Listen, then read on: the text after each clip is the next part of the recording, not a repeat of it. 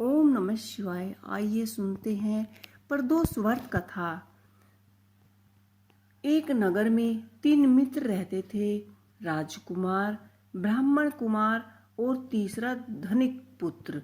राजकुमार और ब्राह्मण कुमार विवाहित थे।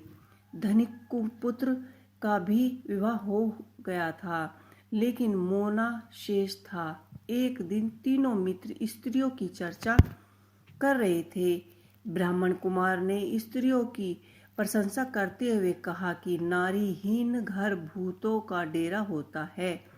धनिक पुत्र ने यह सुना तो तुरंत ही उसने अपनी पत्नी को लाने का निश्चय कर लिया। तब धनिक पुत्र के माता पिता ने समझाया कि अभी शुक्र देवता डूबे हुए हैं, ऐसे में बहू बेटियों को अब उनके घर से विदा कर लाना शुभ नहीं माना जाता। लेकिन धनिक पुत्र ने एक नहीं सुनी और ससुराल पहुंच गया। ससुराल में भी उसे मनाने की बहुत सी कोशिश की गई, लेकिन वो जिद पर अड़ा रहा और कन्या के माता पिता को उनकी विदाई करनी पड़ी। विदाई के बाद पति पत्नी शहर के लिए निकल गए और बैलगाड़ी का पहिया निकल गया। बैलगाड़ी टूट गई, दोनों को चोट लगी, लेकिन फिर भी वो चलते रहे। कुछ दूर जाने पर उनका पाला डाकुओं से पड़ा, जो उनका धन लूटकर ले गए। दोनों घर पहुंचे, वहां धनिक पुत्र को सांप ने डस लिया। उसके पिता ने वैद्य को बुलवाया तो वैद्य ने बताया कि वो 3 दिन में मर जाएगा।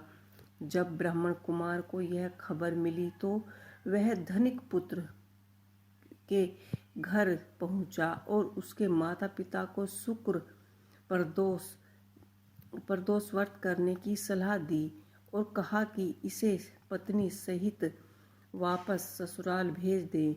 धनिक ने ब्राह्मण कुमार की बात मानी और ससुराल पहुंच गया, जहां उसकी हालत ठीक हो गई।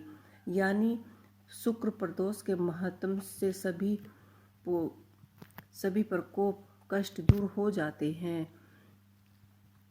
इस दिन कथा सुनने अथवा सुनाने तथा कथा समाप्त के बाद हवन सामग्री मिलाकर 11 या 21 या 108 बार ओम ह्लीं क्लीं नमः, ओम नमः शिवाय स्वाहा मंत्र से आहुति दें।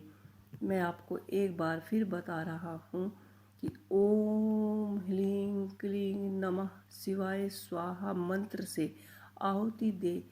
इसके बाद शिव जी की आरती तथा प्रसाद वितरित करें। उसके बाद भोजन करें। कहा जाता है कि शुक्र को प्रदोष व्रत सौभाग्य और दाम्पत्य जीवन में सुख समृद्धि भर देता है। यही कारण है कि आज के प्रदोष व्रत का काफ़ी खास माना जाता है।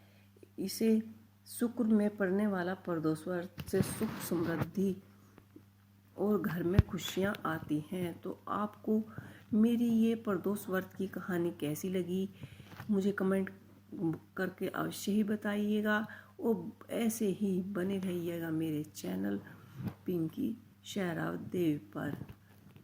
जय माता दी।